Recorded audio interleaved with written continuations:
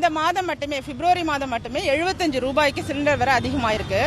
ஏற்கனவே பாத்தீங்கன்னா கடந்த 3 மாதத்துக்குள்ளேயே டிசம்பர் மாதத்திலேருந்து 120 ரூபாய்க்கு மேல அதிகமாயிருக்கு.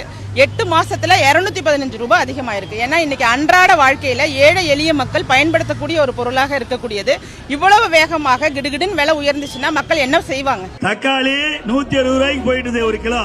வெங்காயம் சிறு வெங்காயம் 150 ரூபாய்க்கு போயிட்டுது. அதே மாதிரி சின்ன பூட்டு 80 ரூபாய்க்கு 150, தோரம் பருப்பு 110 150. இது மட்டும் இல்ல, எல்லா பொருளும் எல்லா மளிகை சாமான்கள் இருக்கின்ற அத்தனை பொருளுமே ஏழை எளிய மக்கள் அன்றாட வாழ்க்கைக்கு வாங்கி பயன்படுத்தக்கூடிய இந்த உணவுப் பொருட்கள் அத்தனையுமே கிட்டத்தட்ட 70% உயர்ந்திருக்குது. இதை பற்றிலாம் அவருக்கு கவலை இல்லை. ஒரு குட்டி அமைச்சர் ஒன்று வந்திருக்காரு, ரெட் ஜெயின்ட்ல ஒரு மூவிஸ் எடுத்திருக்காரு.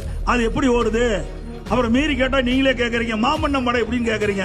நாட்டுல விலைவாசி ஏறி போச்சு, இதை கேளுங்க.